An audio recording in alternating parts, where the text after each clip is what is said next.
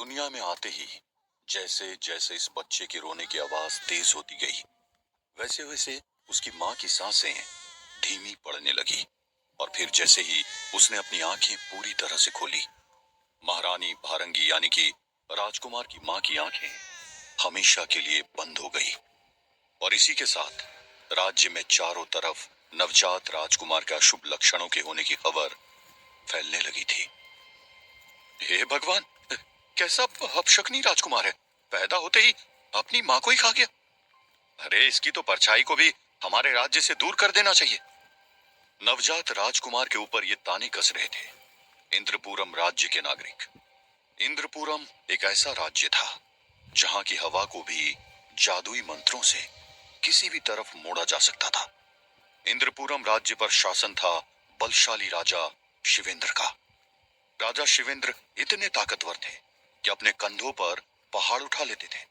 उनके पास उड़ने और गायब हो जाने की भी अद्भुत शक्ति थी। और अपने इसी शक्ति के बल पर उन्होंने पूरे इंद्रपुरम राज्य को दुनिया के लिए अदृश्य कर दिया था। लेकिन हर तरह से खुशहाल ये राज्य आज दुख में डूबा हुआ था। राज्य के हर घर से सिसकने की आवाजें आ रही थी, क्योंकि आज उनकी रानी भारंगी की मृत्यु हो गई थी। इस मृत्यु के लिए राज्य के नागरिक नवजात राजकुमार को दोषी ठहराते हुए कह रहे थे, अरे ऐसे राक्षस को जन्म देने से तो अच्छा था कि महारानी घर में ही उसे मार देती। अरे अरे, इस मनुष्य को हम अपना राजकुमार नहीं मानेंगे। हाँ, लेकिन रानी भारंगी की मृत्यु का असली कारण कुछ और ही था। कुछ साल पहले राजा शिवेंद्र ने अपने दुश्मन राज्य के राजा भानुदेव को युद्ध में पराजित कर दिया था। तभी भानुदेव की माँ राजा शिवेंद्र के सामने पहुंची और रोते हुए कहने लगी, मेरे मेरे पुत्र भानुदेव को जीवित छोड़ दीजिए, जीवित छोड़ दीजिए राजा शिवेंद्र। लेकिन राजा शिवेंद्र ने भानुदेव की माँ की बात अनसुनी करते हुए उनकी आंखों के सामने ही भानुदेव को मौत के घाट उतार दिया था। और तभी भानुदेव की माँ ने राजा शिवेंद्र को श्राप दिया, जिस तरह से आज तूने एक माँ से उसका पुत्र छीना है, वैसे ही तुझे भी प्रकृति के प्रकोप का सामना करना पड़ेगा। लेकिन तेरे पापों का दंड तुझे नहीं, बल्कि बल्कि तेरी संतान को भुगतना होगा। तूने मुझसे मेरा प्रिय पुत्र भानुदेव छीना है, लेकिन नियति तेरे पुत्र से उसकी माँ को छीन लेगी, यहाँ तक कि तेरा पुत्र अपनी शक्तियां भी भूल जाएगा। पर उस वक्त राजा शिवेंद्र अपनी विजय की घमंड में इस तरह से डूबे हुए थे कि उन्होंने श्राप को हवा में उड़ा दिया था। पर आज रानी भारंगी की मृत्यु पर उन्हें सारी बातें याद आ रही थी। इस समय महाराज शिवेंद्र को महारानी भारंगी के स्वर्गवासी हो जाने के दुख के साथ साथ अपने बच्चे की भी चिंता हो रही थी, क्योंकि राज्य में नन्हे राजकुमार के विरोध में उठ रहे शब्द उन तक भी पहुंच चुके थे। हे ईश्वर, कोई तो रास्ता दिखा। मैं क्या करूं? अभी तक तो मैंने अपने पुत्र का चेहरा भी ठीक से नहीं देखा था कि उसके जीवन पर संकट के बादल दिखाई देने लगे हैं। ये कहते हुए राजा शिवेंद्र भावुक हो चुके थे।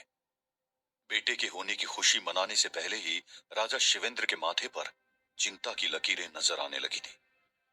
मैं मैं जानता हूं कि इसमें उस नन्ही सी जान की कोई गलती नहीं है, लेकिन उस अभागे को तो अब जीवन भर मेरे कुकर्मों का दंड भुगतना पड़ेगा।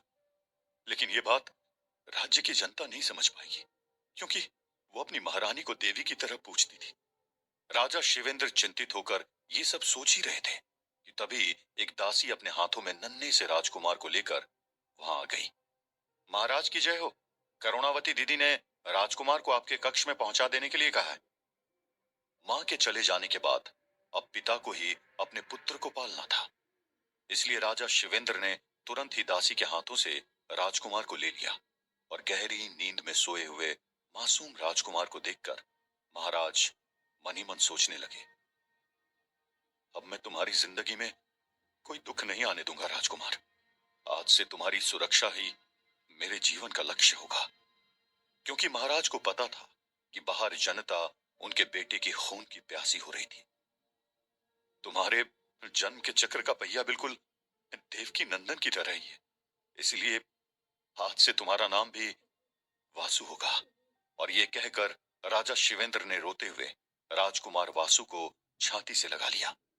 इसके बाद एक एक करके दिन गुजरते गए, लेकिन राजा शिवेंद्र ने अपने बेटे की रक्षा के लिए उसके महल से बाहर जाने पर प्रतिबंध लगा दिया। द्वारपाल, ध्यान रहे कि राजकुमार वासु किसी भी तरह से महल के बाहर न जाने पाए। किसी भी तरह की लापरवाही बरतने का परिणाम बहुत कठोर होगा। जो आदेश महाराज। महाराज शिवेंद्र ने महल के चारों तरफ सुरक्षा को दोगुना करवा दिया था, लेकिन ये सारे पहरे महल के अंदर बाहर तो लगवाए जा सकते थे, पर राजकुमार वासु के मन को कैसे समझाया जाता। राजकुमार वासु अब 10 बरस का हो चुका था और हर समय उसका मन बाहर की दुनिया को देखने के लिए तरसता रहता था। पिताजी, मुझे भी सभी लोगों की तरह बाहर जाना है। आप मुझे बाहर लेकर क्यों नहीं जाते? राजकुमार वासु ने दुखी मन से सवाल किया। इस पर राजा शिवेंद्र ने कहा, बाहरी दुनिया बिल्कुल अच्छी नहीं है वासु। तुम सब लोगों से अलग हो, इसलिए बाहर के लोग तुमसे जलते हैं। तुम वहां सुरक्षित नहीं हो। तुम्हारे दोस्त है ना, ये दास दासियां और मैं। और तुम्हें क्या चाहिए?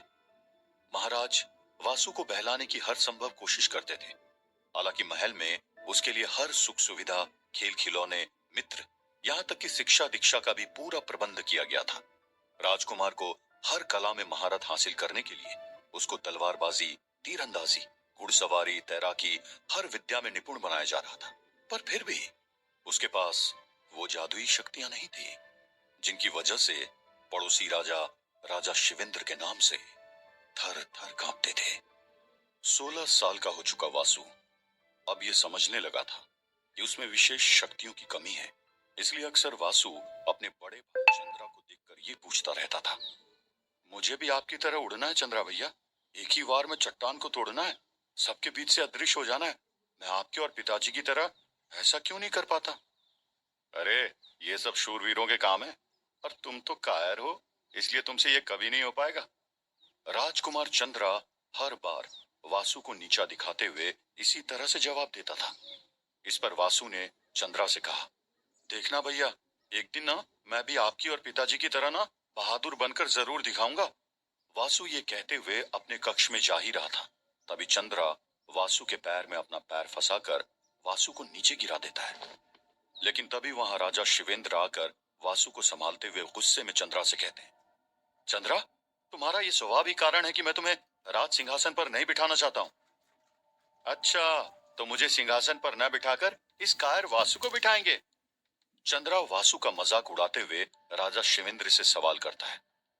राजा शिवेंद्र चंद्रा की इस बात पर गहरी चिंता में डूबकर सोचने लगते हैं। चंद्रा जैसे चालाक और अहंकारी को कितना भी समझा लो, वो समझेगा नहीं। इसलिए चंद्रा को सिंहासन पर बैठाना मतलब राज्य का विनाश करना है। लेकिन वासु को तो अपनी विद्याओं के बारे में कुछ पता ही नहीं है। बाहर राज्य के लोग वासु की जान लेने के लिए घात लगाकर बैठे। वासु तो कभी इस राज्य से बाहर गया भी नहीं है। ऐसे में वासु को राजगद्दी पर कैसे बिठाऊं, जबकि मैं जानता हूं वासु के मन में राज्य के लिए कितना प्रेम है।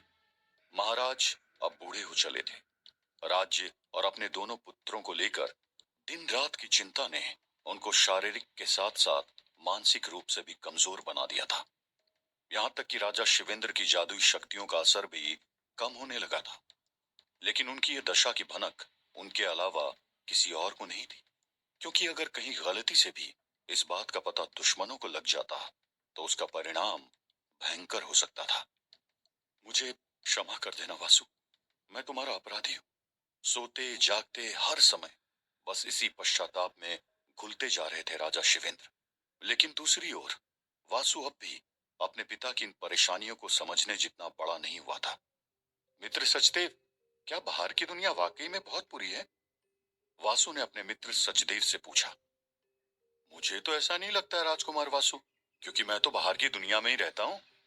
सचदेव का उत्तर सुनकर वासु को अपने पिता की हर बात गलत लगने लगी थी। तो फिर पिताजी मुझसे ऐसा क्यों कहते हैं कि बाहर के लोग खराब होते हैं?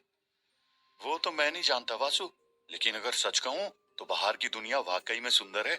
इस महल के जितनी सुख सुविधाएं तो नहीं है वहाँ, पर फिर भी जो कुछ भी है ना वहाँ, वो यहाँ कभी नहीं हो सकता। ये था सचदेव, जो उम्र में वासु के बराबर ही था। इसीलिए कुछ ही दिनों में वासु और सचदेव अच्छे मित्र बन गए थे। अगर बाहरी दुनिया से वासु का कोई भी संपर्क बना था तो वो सचदेव ही था।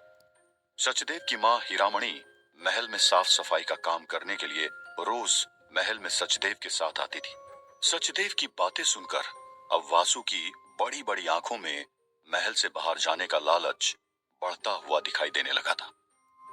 सचदेव, क्या तुम मुझे इस महल से बाहर लेकर जाओगे? हाँ, भला ये कैसे संभव है वासु? क्या तुम जानते नहीं हो कि तुमको इस महल से बाहर ना निकलने देने के लिए महल के चप्पे चप्पे पर सैनिक सचेत होकर खड़े रहते हैं?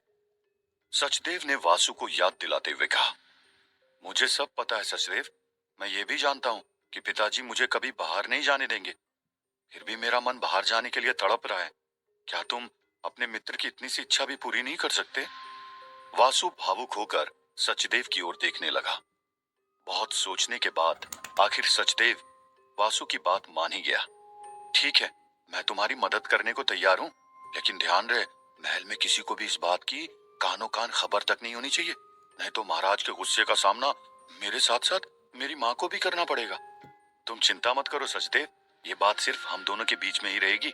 वासु ने सचदेव को विश्वास दिलाते हुए कहा, ठीक है वासु, मैं कल तुम्हारे लिए अपने कपड़े लेकर आ जाऊंगा। फिर तुम मेरे कपड़े पहनकर मेरे साथ बाहर चले चलना। हाँ सचदेव, ये ठीक रहेगा। इस तरह से तो कोई मुझे पहचान ही नहीं पाएगा। वासु ने खुशी से उछलते हुए कहा। इसके बाद सचदेव अपने घर लौट गया और वासु कल के दिन के आने का इंतजार करने लगा। लेकिन रात के बाद सुबह हुई और फिर सुबह के बाद शाम हो गई, पर ना तो सचदेव और ना ही हीरामणि महल में नजर आए। सचदेव का इंतजार करते करते वासु ने अगले 2 दिन भी गुजार दिए।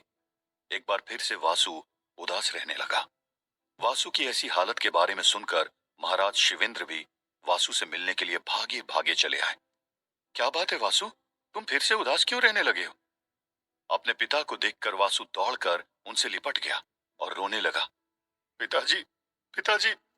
क्या हुआ बेटा, तुम रो क्यों रहे हो? पिताजी, मेरा मित्र सचदेव कई दिनों से मुझसे मिलने महल नहीं आया। वासु के मुंह से सचदेव का नाम सुनकर राजा शिवेंद्र का चेहरा एकदम ही गंभीर हो गया था। तुम्हें सचदेव से कोई विशेष काम था क्या वासु? अपने पिता का यह प्रश्न सुनते ही वासु के मुंह से शब्द ही नहीं निकल रहे थे। वो हाँ हाँ वो। बोलो, क्या बात है वासु? वो वो नहीं नहीं नहीं, कुछ नहीं पिताजी। दरअसल मुझे सचदेव के अलावा किसी और के साथ समय बिताना अच्छा नहीं लगता। पिता के गुस्सा हो जाने के डर से वासु अपने मुंह से असली बात नहीं निकाल पाया था। तभी राजा शिवेंद्र ने गुस्से में वासु से कहा, सचदेव और उसकी माँ महल में ही नहीं बल्कि अब इस राज्य में भी नहीं दिखाई देंगे। गुप्तचरों ने हमें सचदेव की सारी सच्चाई बता दी थी, लेकिन मैं तुमसे भी जानना चाहता हूँ कि तुम्हारी सचदेव से क्या बात हुई थी? इतना कहकर राजा शिवेंद्र वासु की आंखों में झांकने लगे थे। असल में बात यह है पिताजी कि मैंने और सचदेव ने मिलकर योजना बनाई थी कि वो मुझे इस महल से बाहर लेकर जाएगा। अपनी बात कहकर वासु सहम कर पीछे हट गया था। वैसे तो महाराज को इस बात का पहले से ही पता था, लेकिन जब वासु ने अपने मुंह से सब कुछ कहा तो गुस्से के मारे उनकी आंखें लाल हो गई थी। इसलिए उन्होंने कठोरता से वासु से बोला, मुझे इसके विषय में जानकारी मिल गई थी, तभी मुझे सचदेव को महल में आने से रोकना पड़ा वासु। लेकिन तुमने ऐसा क्यों किया? मैंने तुम्हें कई बार समझाया है कि तुम महल से बाहर नहीं जा सकते। बाहर तुम्हारी जान को खतरा है, वहां के लोग बिल्कुल भी अच्छे नहीं है। पिता की बात सुनकर वासु हैरान रह गया, क्योंकि इन सब में उसकी गलती थी। लेकिन इसमें सचदेव की कोई गलती नहीं है पिताजी। मैंने ही उससे महल से बाहर जाने की जिद की थी। उसने तो मुझे मना भी किया था, इसलिए उसको दंड मत दीजिए, उसे क्षमा कर दीजिए। लेकिन वासु के कहने पर भी महाराज शिवेंद्र का मन पिघला नहीं था, क्योंकि इस बार बात उनके बेटे के जीवन की थी।